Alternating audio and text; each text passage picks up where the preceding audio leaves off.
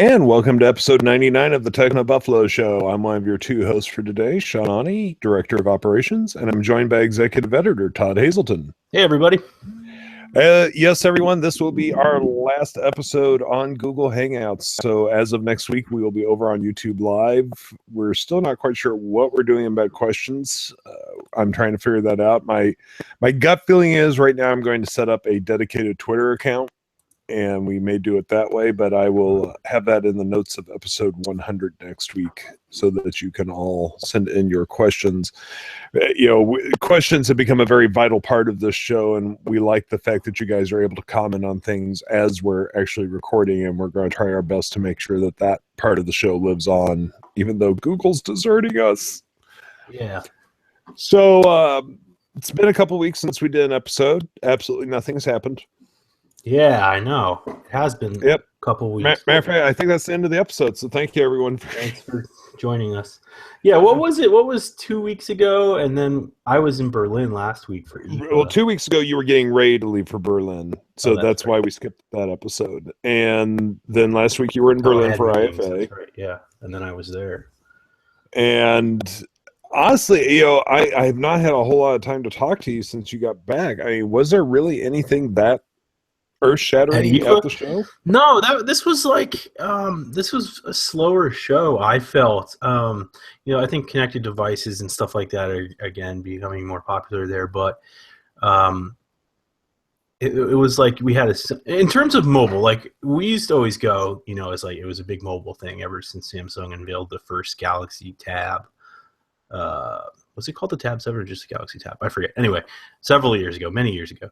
And it became a bigger mobile show. I think like last year was super busy. And then this year, it wasn't so busy because, it was busy. We had a lot of news, but it wasn't like, oh, whoa, all this because Samsung wasn't there with its Note. Samsung was there with the new Gear S3.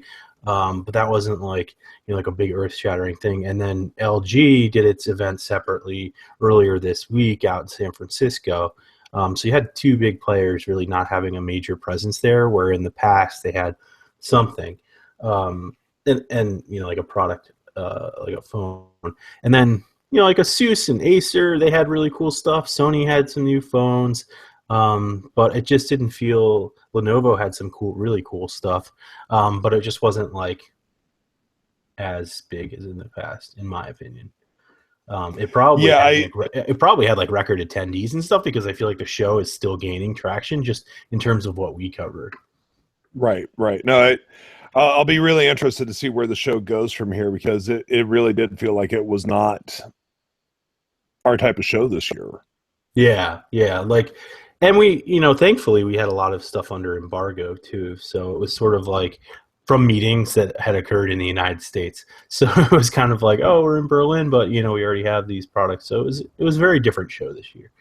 But it was still a good one. Well, I think the biggest news to happen while you were gone, or at least it started to happen while you were gone, of course, was the Note 7, which I think this is a great opportunity for us to make a note here about the Note 7. Fun. Yes, pun intended. We've been asked many times over the years, why do we write up stories about phones with exploding batteries? And we do it for multiple reasons. It is a safety issue. It is also, a great reminder not to use third-party chargers and so on. But there is also always the off chance that this exact scenario is going to happen. Mm-hmm. And, if we don't follow this stuff through, and then I know, of course, we also get accused of, well, you didn't follow. Folks, there's only so many hours in the day. We try our best. But, we're going to continue to follow exploding phones, and it's a safety thing. And in this particular case, it definitely was a safety thing. I mean, for a company, I always love, whenever something goes wrong with any product, people always go, oh, they're going to recall it. You have no clue how much money a recall actually costs. Yeah. A recall is insanely expensive. They're estimating that this is going to cost Samsung billions because they've got to bring all these phones back. They got to ship out all the new ones, so on and so forth. This is not a cheap process by any means. No, it's not. And speaking of cheap processes or whatever, and Samsung shipping their new product. We don't know. Samsung hasn't said when they're going to replace these. So like I have an appointment today. We were talking earlier before the show. I have an appointment. I have 2 Galaxy Note 7s because I bought one. I cracked the screen. I don't even know how. Literally, I was gardening. It was in my pocket. So it riddled me that. Anyway, I took it out and it was cracked. So I got another one because I really wanted it for this trip to Berlin.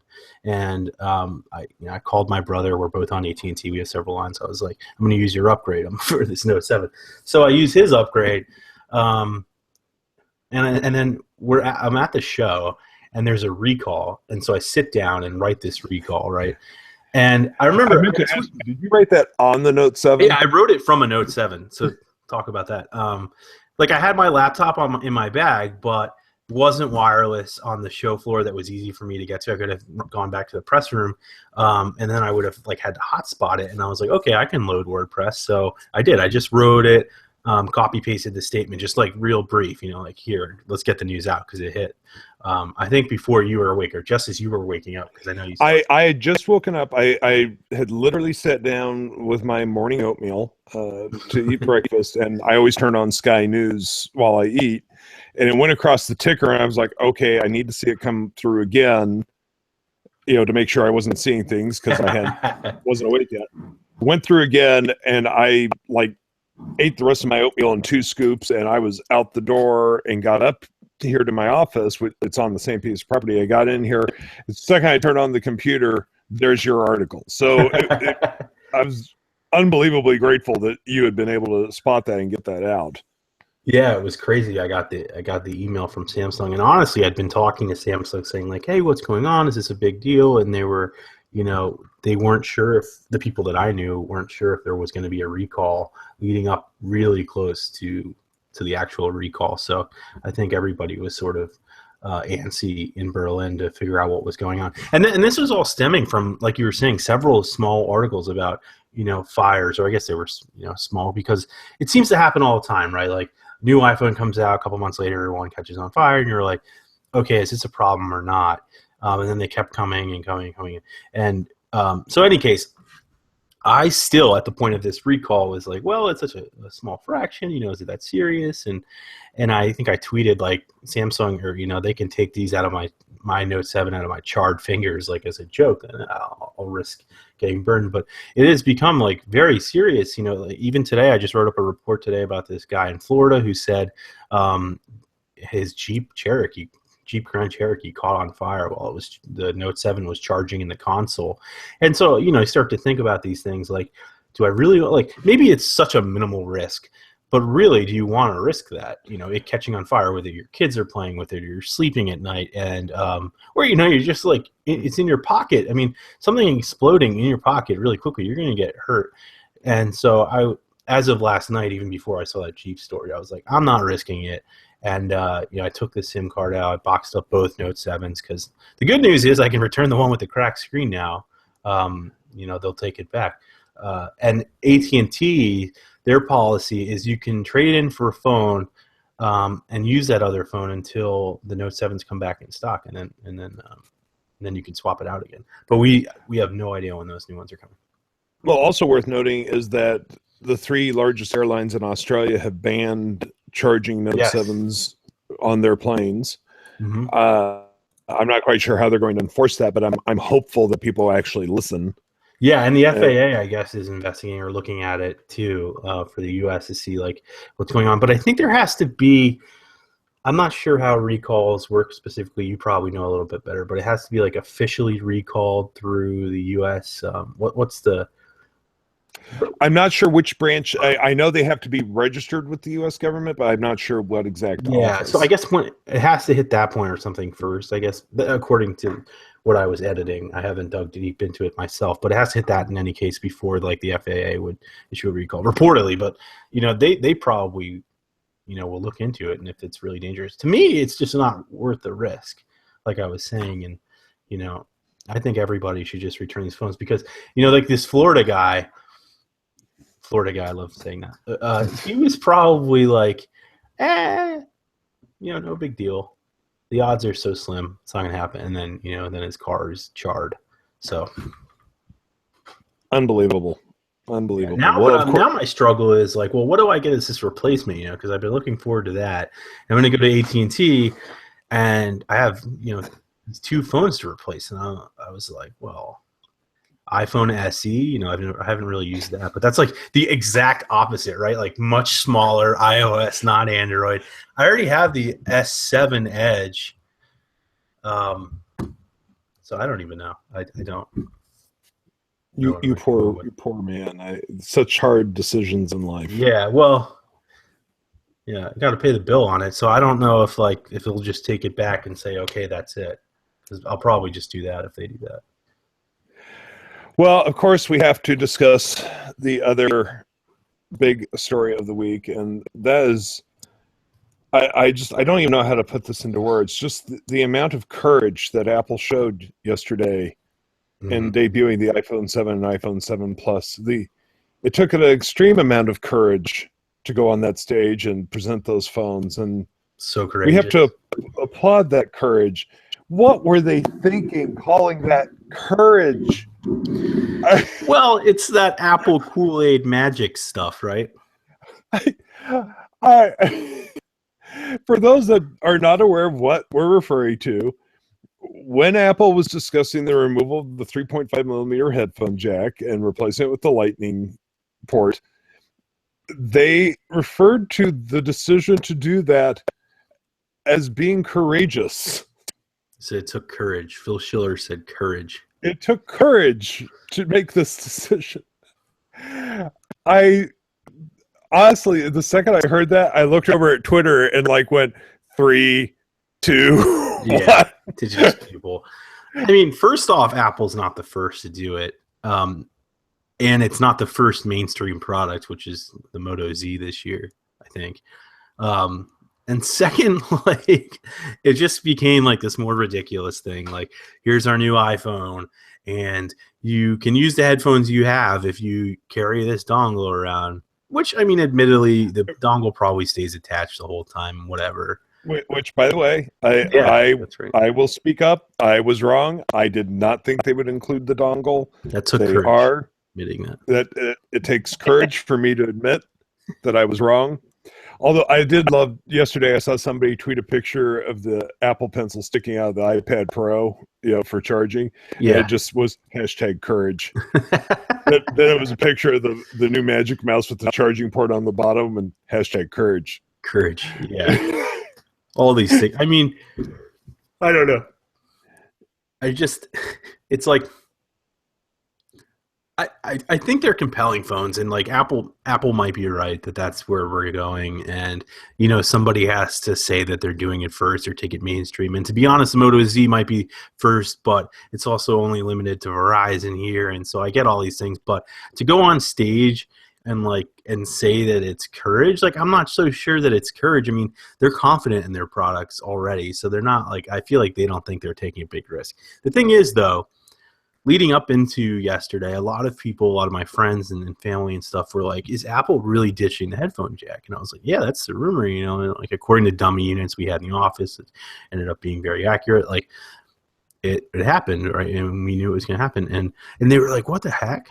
How's that going to work? And I was like, well, Bluetooth or Lightning port. But even explaining that to people, they're just I don't get it, And so now they're going to, and so I can see where there's some kind of feeling of risk involved, because consumers might, you think they're going to be like, what the heck? I don't know how to use this. But I don't think, Speaking of, and there's a lot to talk about from yesterday, so we're going to jump around a little bit. Speaking of Bluetooth headsets, can we talk about the earbuds? The incredibly silly looking, or was it AirPods or AirBuds? AirPods. I'm calling them AirBuds because of the dog. And right. Okay. So yes, the AirPods. Of earbuds. Oh, good grief! Yeah, they look like what I'm wearing actually, which are earpods or whatever, with like somebody just took the scissors and cut it right here. That's exactly what they look like. Yeah, so that's why I said you can make your own. It's just. And anyway, you can't really make your own because these aren't Bluetooth. And they're like $150 in charge, and you get 5 hours of playtime, I think. But they charge in their case that you could plug the lightning port into. I mean, the idea seems cool, but it also looks really stupid. It's one of those things, though. I wonder if in like a year we're like, oh yeah, that looks perfectly normal. Like that guy's walking around with his AirPods on. Whereas right now I'm looking at it like, that looks really stupid. No, I don't think we're ever going to consider AirPods normal. Yeah. Me neither. So plus the phone's easy to lose to me. Yeah. I don't know. If you keep it in your case, maybe you're good. So speaking to the phones themselves directly, all the rumors were true. The iPhone 7 retained only one camera. The iPhone 7 Plus added 2 cameras. Mm-hmm.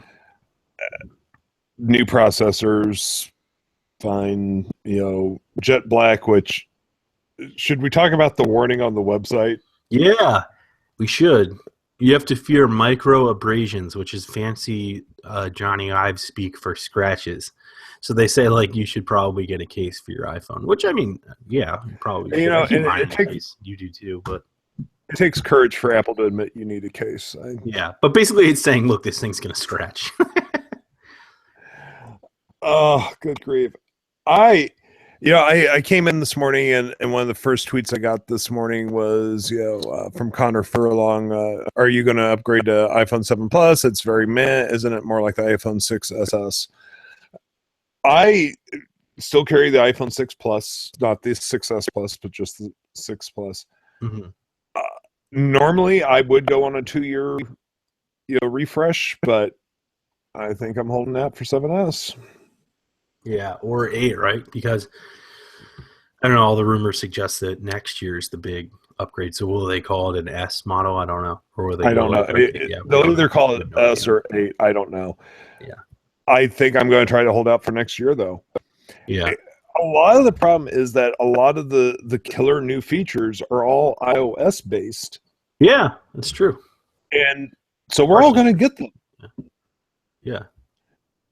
The other thing is, I always love it when they do this, when they show these beautiful photos that the iPhone shot, and they're not touched up and all that, but they're still shot by professional photographers who know how to capture the light, know how to angle things. I'm sorry, the vast majority of us walk around with our phone, and I don't know about you. I take pictures of things like one time I was in a train station in the UK, and Virgin Trains. This is so cool. They set up water dishes outside the trains so that if you're just there for a few minutes, you can quickly take your dog out, get a drink of water, and go back in the train. Oh, that's nice. And it says pause and refresh, PAWS. Yeah. That's the sort of thing I take a picture of. Yeah. It's just a quick on the fly. Oh, that's cute. Click, move on. I know a lot of people do use their phones as their primary cameras. I'm not one of those people. I don't think the people that do use them as their primary camera are the majority of people yet. And also, the vast majority of us are not professional photographers. We are never going to capture portrait photos like what they showed us yesterday. Well, they said with the depth update, with that depth sensor for the bokeh effect, they suggested it's going to be pretty easy, which it was on like a HTC One M8 had a depth sensor too, like that dual camera setup. But yeah, I mean, I think the idea, and at least Phil Schiller said, like, look, we're not going to replace the DSLR, but at least people that are taking pictures will take, you'll have like, for most people, this will be the best camera you've used. So I get that, and I get why it's compelling, but also I think your point is true. I mean, look, and Apple's done this in the past too. I mean, they have this whole campaign about shot on iPhone, right? Like the current ones, they're already so proud of the cameras on their current iPhones. Like, what's the reason to upgrade? And if you give any of those photographers the iPhone 4, like they're going to go out and take an awesome picture given the time and all that. So I agree with you there. But it is cool to see, whatever these new cameras can do. I'm with you. It's like there's a new home button, right? Which I didn't quite understand, even going through some of the hands-ons. Like, they suggested that you can, like, use it to control things now, more than just, like, the double tap to bring down the screen and stuff. So I was curious about that because they showed the iPod click wheel. So I don't know if that's going to become more important. Like, are you going to be able to do more with the home button? If so, then that's really compelling to me. what else was there? The A10 processor. That's cool, I guess, but it's one of those things too where like you got to wait for all the cool games that are taking advantage of it to come out. And I still am, very pleased with the processor in the 6S Plus. So that's not it for me. So what else is there that like I want to upgrade? 7 megapixel front facing camera versus 5. Don't really care about that. I mean, you lose the headphone jack. There's no fast charging, which I mean, I was kind of hoping that Apple's going to come back with like some kind of fast charging thing, but nothing there. Oh, stereo speakers. That's kind of cool, I guess. But I end up holding the phone like this anyway, like and that's my biggest problem is I block the speakers. So I wish it had like the quad speakers, like an iPad Pro. That's asking a lot. The one feature I do want to mention from the Apple Watch is the water spitting speaker. Yeah. So essentially, your Apple Watch is now not only a watch but also a squirt gun. Yeah. So to explain that, Apple was saying like, look, we have the Apple Watch. You can take it surfing. You can take it in the pool. It'll track your swims and stuff like that, which is actually pretty good, pretty unique. A lot of stuff. Only the newest stuff for the most part now will do the swimming tracking. But anyway, they so to do that, they were like, well, the hardest thing is like blocking the speaker because for ingress protection against water. So now the speaker itself is able to pump and push that water back out, I guess, when you're done swimming. But the thing that I'm worried about is they didn't really quite explain how it deals with saltwater corrosion, because they did say you can surf with it and showed people in the ocean. And salt water on these things, unless you take it with anything and wash it off with fresh water and really get into that speaker, it's going to eat away at the inside there. So I don't know how it's dealing with that or what Apple did to solve it. Maybe it's just very sturdy mechanical. I don't know. But saltwater eats everything. And for example, like I do a lot of saltwater fishing, and every time I come home, I have to spray off my my kayak and my fishing poles with fresh water because it just eats away at literally everything. So I can't imagine the Apple Watch is invulnerable to it. Yeah. I don't know. I'm still not that impressed with the Apple Watch. As everyone who listens and watches the show knows, I wear a Pebble. Look at me, I'm back to nothing again. I actually have a Timex Weekender, that I bought on Amazon for $30. I'm just not that compelled to pick up an Apple Watch. Now, however, I was pretty excited about the Pokemon Go stuff, and I'm glad that will be dropping just in time for everyone to have stopped caring about Pokemon Go. Yeah, right. If they'd gotten those features out during the summer, it would have been bonkers. Yeah. I mean, talk about selling watches. Kids would have been like, well, and adults.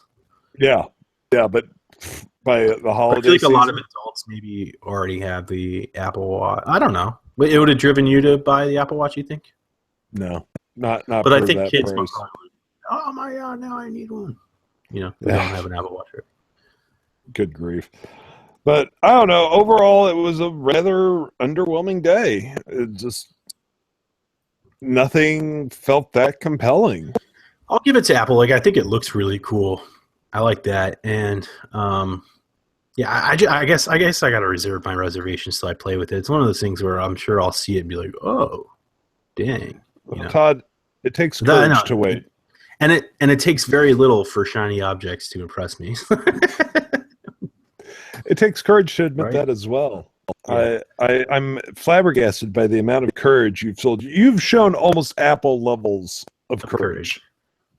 I mean, look, I could wake up to go to the bathroom at 1 a.m. tonight. Or no, I guess it would have to be 3 a.m. my time, right? When pre-orders open. Mm-hmm. And be like, okay. So we'll see. I'll let you know. Yeah, I will be asleep at that time and quite happy about it. Yeah, that's probably what I'll be doing. Yeah, I just can't get excited this time. My constant battle, I was talking about this with someone else recently too, is I just can't decide, and we've talked about this before on the show, I think. I can't decide like the ecosystem I want to really just fall in love with, which is what I kind of I definitely envy about enthusiasts, Android and iOS enthusiasts, because like they've picked a platform, they're defending it, they buy all their movies there, they do probably they probably buy all their music there, keep everything, and like just one platform. And now I'm spread across the two, and I've got movies on Google Play, and I think, oh, well, that's great. Maybe I'll just try to stick with Android. And then I'm like, well, I do like iMessage and stuff like that on the iPhone. And then I'm like, oh, I also love Samsung Pay, which feels like magic. John and I were just talking about that recently. It's very cool to use when you use it. And just those things. And I get torn between all these devices, whereas I wish I was just like, oh, I am sticking with this one platform. And then I would probably be excited about the iPhone 7. Yeah, this is slightly off topic, but you were talking about buying all your movies on one platform. I gotta applaud Disney for Disney Movies Anywhere.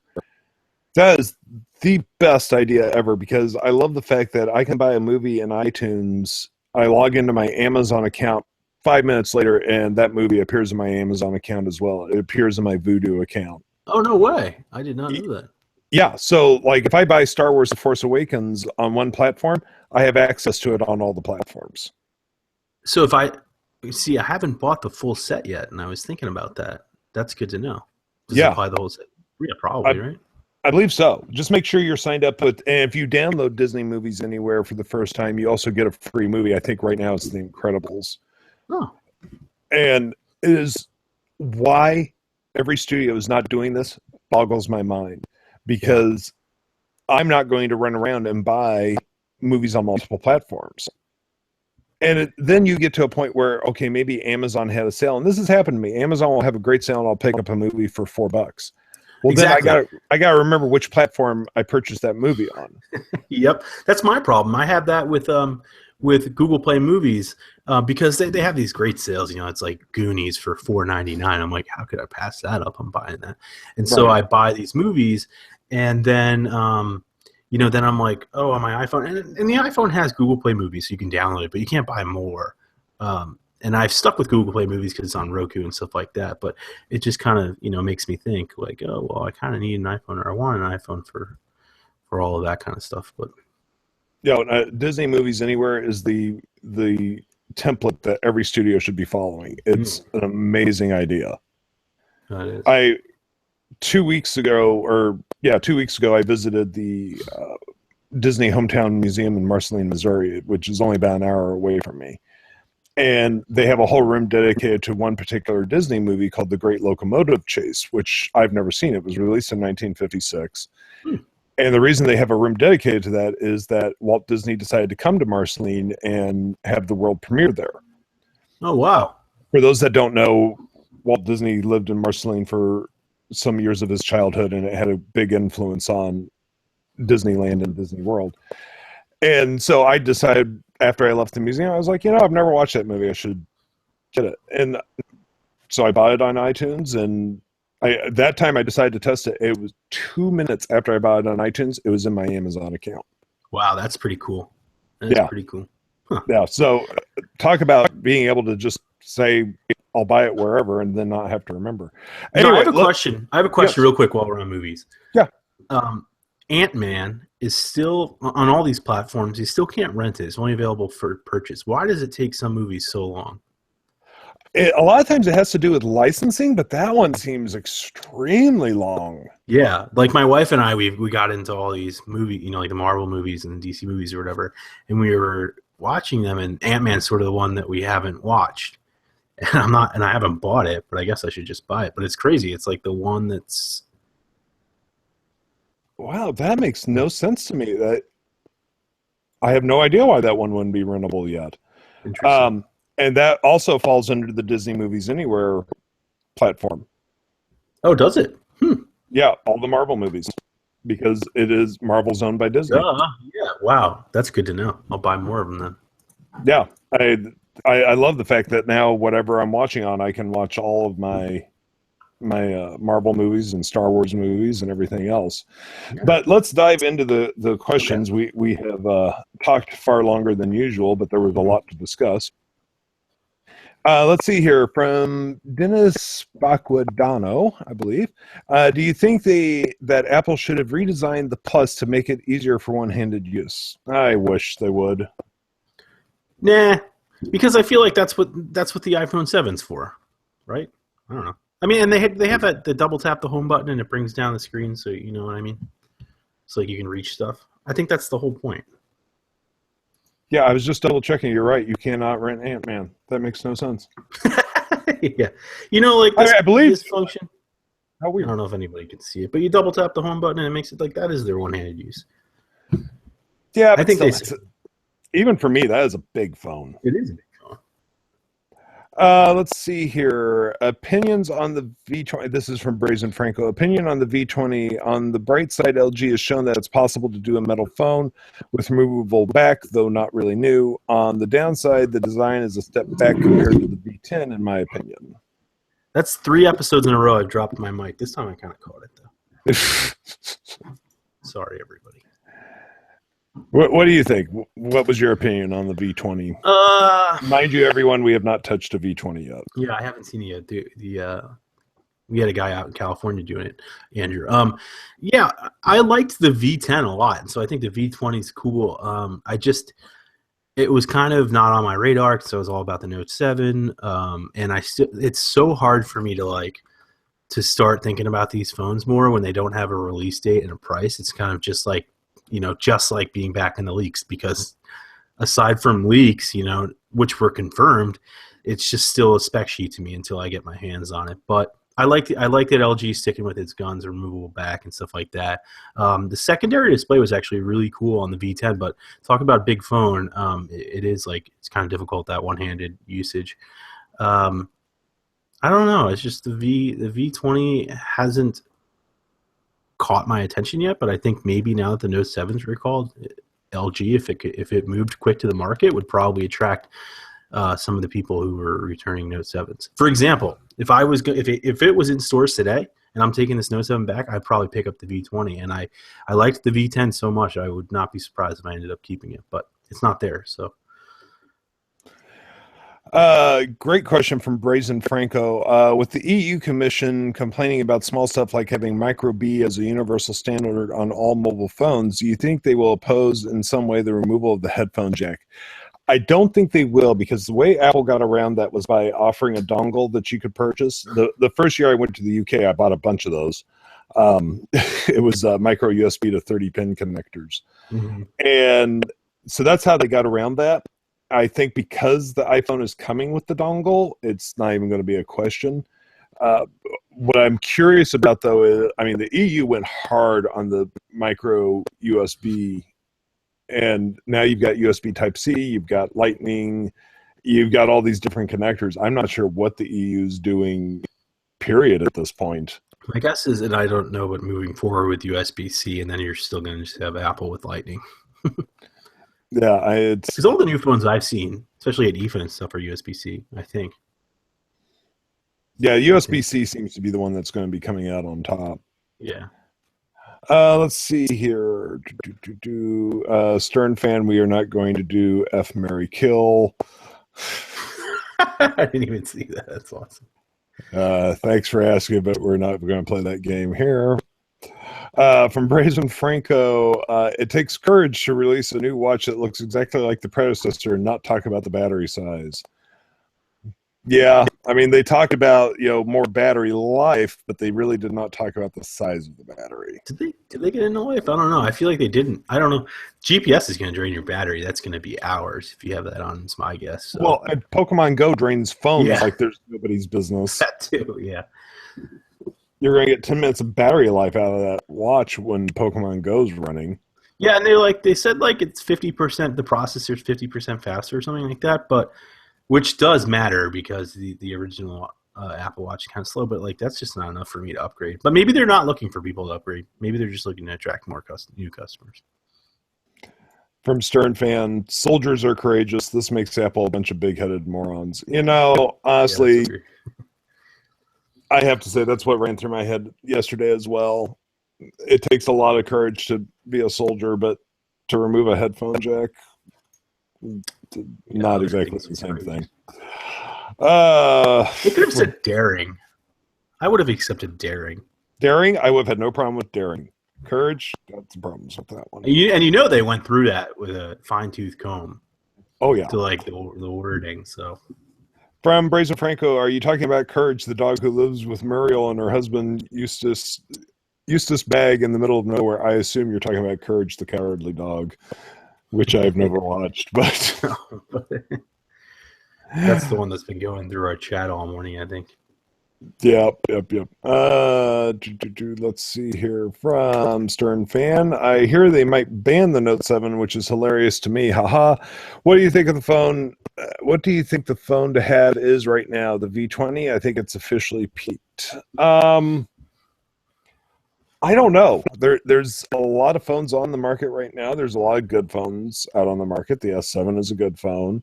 Yeah. We won't know about the iPhone until we have it in our hands.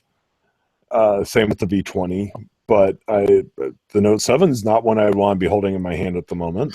No, I know this is a good question because it is hard. Like, what is the new must-have phone? It's the iPhone 7, probably 7 Plus if you're me, probably. But and we've just been going through the show. Like, I'm not incredibly excited about that. I can't say the same about the V20 either.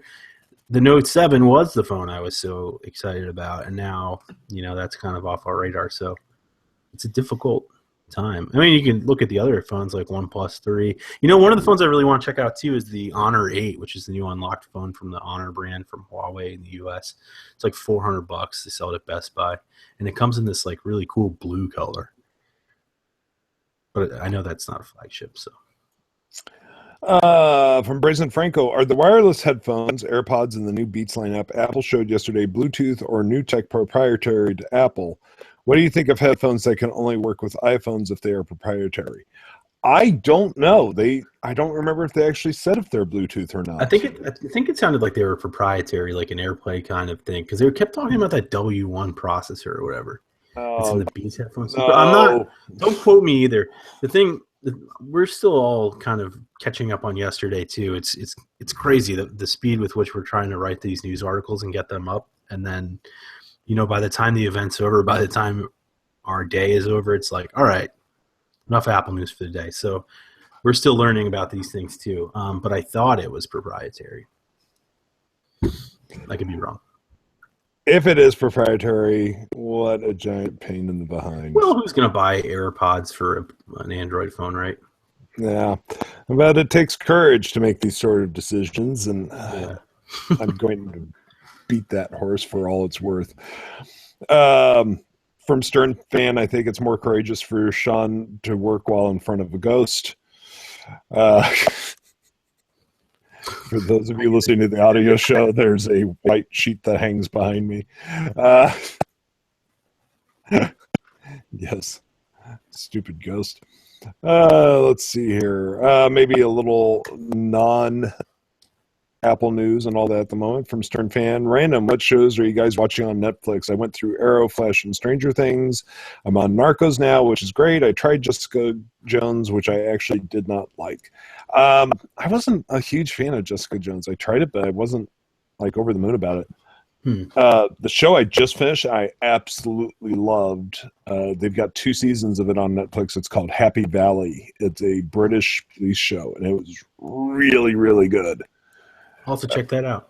Yeah, it's really good. What are you currently watching? Not Netflix.